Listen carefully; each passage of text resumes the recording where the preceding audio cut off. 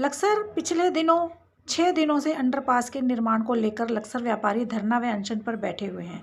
Underpass की स्वीकृति होने के बाद भी पिछले 2 वर्षों से आज तक नहीं बन पाया। अंडरपास की फाइल आज तक सरकारी दफ्तरों में झूल चाट रही है। छठ पूजा के दौरान 2 मासूम बच्चों की मौत में लक्सर की जनता को हिलाकर रख दिया और लोगों ने कसम खाई कि जब तक अंडरपास नहीं बनेगा तब तक धरना प्रदर्शन व भूख हड़ताल जारी रहेगी। आज अंडरपास निर्माण को लेकर विनय शंकर पांडे जिलाधिकारी हरिद्वार व अजय नंदन प्रताप डीआरएम मुरादाबाद मंडल ने संयुक्त पर निरीक्षण किया।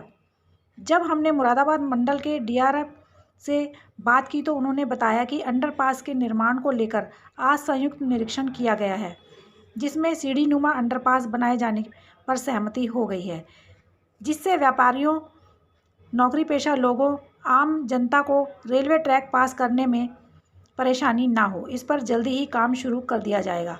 अजय नंदन प्रताप डीआरएम मुरादाबाद मंडल।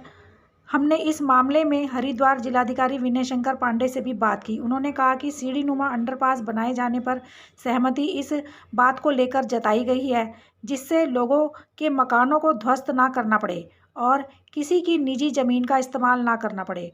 लोगों को कोई परेशानी ना हो, उसको देखते हुए सीढ़ी नुमा अंडरपास पर सहमति बनाई गई है, जिसे लेकर जल्द ही काम शुरू कर दिया जाएगा। हमने इस मामले में लक्सर विधायक संजय गुप्ता से बात की तो उन्होंने बताया कि मेरे द्वारा लंबे समय से प्रयास किया जा रहा था ताकि अंडरपास बनाया जा सके। आज मुरादाबाद मंडल के डीआरएम व हरिद्वार जिलाधिकारी ने संयुक्त निरीक्षण किया। दोनों ही अधिकारियों के अनुसार अंडरपास निर्माण जल्दी शुरू कर दिया जाएगा। वो किस विषय को लेकर धरने बैठे हैं? स्पष्ट है कि उनकी डिमांड यही है कि लक्सर की रेलवे लाइन के दोनों तरफ आने जाने का एक वैकल्पिक मार्ग हो, और उस पर आज सहमति हो गई है।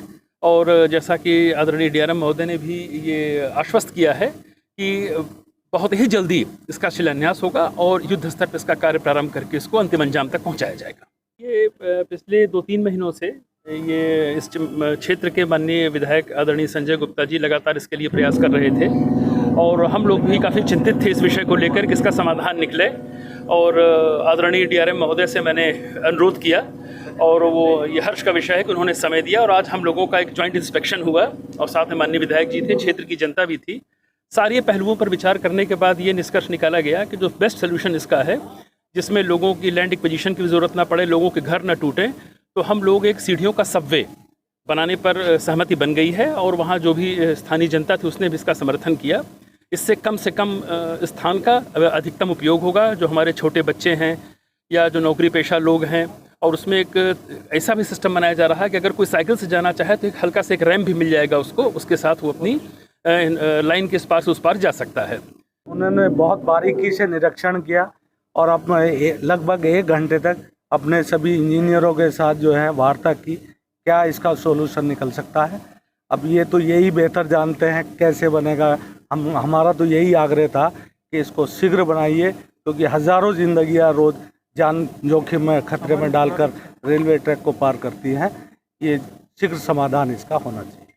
लोगों ने तीनों ने मिलकर ये निर्णय लिया कि अब हम लोग रैंप बनाने के इसमें आगे कोशिश नहीं करेंगे और इसको सीढ़ी वाला एक सबवे बनाएंगे, ताकि ये कम से कम दूरी में बन जाए और जिससे किसी और का मकान तोड़ने या लैंड एक्विजिशन की ज़रूरत ना पड़े। और ये सोल्यूशन पे हम लोगों ने साइट पे जाकर देखा, ऐसी कोई भी रास्ता नहीं नज़र आ रहा है जिसमें किसी का मकान तोड़े ज़मीन लिए हुए बन पा रहा है। और सीढ़ी वाला बनाने से हमारे बच्चों की और हमारे नौकरी पेशा लोगों की और व्यापारियों की जो अपने काम से इधर उधर जाते हैं, उन सब की समस्या हल हो जाती है।